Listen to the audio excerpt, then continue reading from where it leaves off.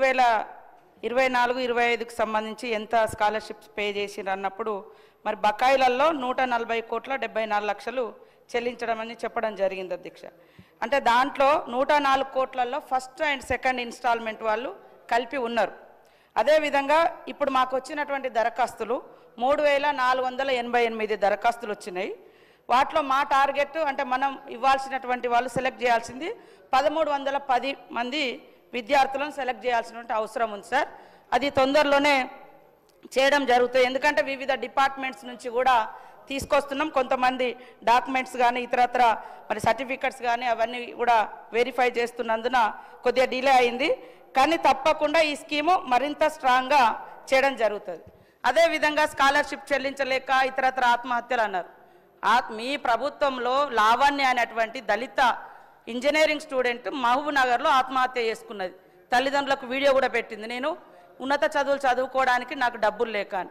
మీరు ఇవాళ గొప్పగా మాట్లాడితే ఎట్లా 10 ఏళ్లలో మీరు చేసినటువంటి బకాయిలు, మీరు పెట్టినటువంటి రకరకాల సమస్యలు అవి కొనసాగుతున్నాయి. వాటిని కంప్లైంట్ అట్లాంటి సమస్యలు రాకుండా చేయడం కోసం మేము ప్రయత్నం చేస్తున్నాం. అదేవిధంగా మరి ఇందాక అన్నట్టుగా 244 కోట్లు వాళ్ళే పెండింగ్ ఇచ్చిపోయారు. వివేకానంద గారు కానీ, రాజశేఖర రెడ్డి గారు, అనిల్ జాదవ్ గారు, మరి బలాల గారు చెప్పినట్టుగా వాళ్లకు ఏ కమ్యూనిటీ నుంచి ఎంతెంత ఇప్పటి వరకు గత ప్రభుత్వంలో కానీ ఇప్పుడు కానీ చెల్లించినాయో విత్ పేపర్ రూపంలో వాళ్ళ ముందు పెట్టడం జరుగుతాయి సార్. ఈరోజు వాళ్ళు ఒక సబ్జెక్టుకి వచ్చి ఒక సబ్జెక్టు మేము ఆల్రెడీ 140 కోట్ల 74 లక్షలు చెల్లించడం జరిగింది. మాకున్నటువంటి దాని ప్రకారము ఇంకా 104 కోట్లు పెండింగ్లో ఉన్నాయి. అవి తొందరలో మార్చి వరకు కూడా మాకు అవకాశం ఉంది. దాంట్లో ఫస్ట్ సెకండ్ ఇన్స్టాల్మెంట్స్ క్లియర్ చేయడం జరుగుతుంది. దాంట్లో ఇంకా మేమేమి ఎక్కడ పెండింగ్ పెట్టలే. కొన్ని పెండింగ్ ఉన్నాయి. ఫీజు రియంబర్స్మెంట్ మీరు ఇచ్చిపోయినాయి 4500 కోట్ల దాకా పెండింగ్ ఉన్నాయి. ఇవాళ మమ్మల్ని అంటే ఎట్లా, మీరు ఇచ్చినటువంటి ఆర్థిక వ్యవస్థ మరి ఇబ్బందికరమైనటువంటి పరిస్థితి ఉంది, అయినా కూడా చెల్లించే కార్యక్రమంలో ఉన్నాము. అది అర్థం చేసుకోకుండా ఇంకేదో డైవర్ట్ చేయడము. ఇవాళ ఆటోలది ఊబర్లు బైకులు మీ ప్రగతి మీ తెలంగాణ భవన్లో మీరు ఓపెన్ చేసిరు అంటే బస్సు బంద్ చేయాలా? ఎర్ర బస్సులు ఫ్రీగా పెట్టడం బంద్ చేయాలా మహిళలకు? అది కూడా చెప్పండి. ఆటోలకు మీరు 10 ఏళ్లలో ఏం చేసిర్రు?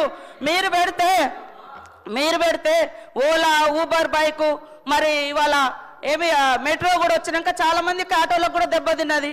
అదేవిధంగా మీ ప్రగతి భవన్లో బైక్ డ్రాపింగ్ సర్వీసులు మరి ఇవన్నీ కూడా మీ హయాంలో జరిగినాయి. కాబట్టి ఇవాళ ఇక్కడున్న అప్పుడు ఒక మాట అక్కడున్నప్పుడు ఒక మాట కాదు. మీరు 10 ఏళ్లలో ఆటో డ్రైవర్ల అభివృద్ధి కోసం ఆర్థికంగా బలోపేతం కోసం ఏం చేసిరు? మేము తీసుకొచ్చింది ఒకటే, ఉచితంగా మహిళలకు బస్సు తీసుకొచ్చినాం. పేదింటి బిడ్డలు ఎక్కేటువంటి ఎర్ర బస్సులకు ఫ్రీగా పెట్టినాం. అది తప్ప?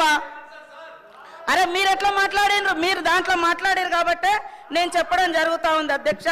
ఖచ్చితంగా డీటెయిల్స్ ఇస్తాం. మా గవర్నమెంట్లో ఇందులో ఏం పెండింగ్ లేదు.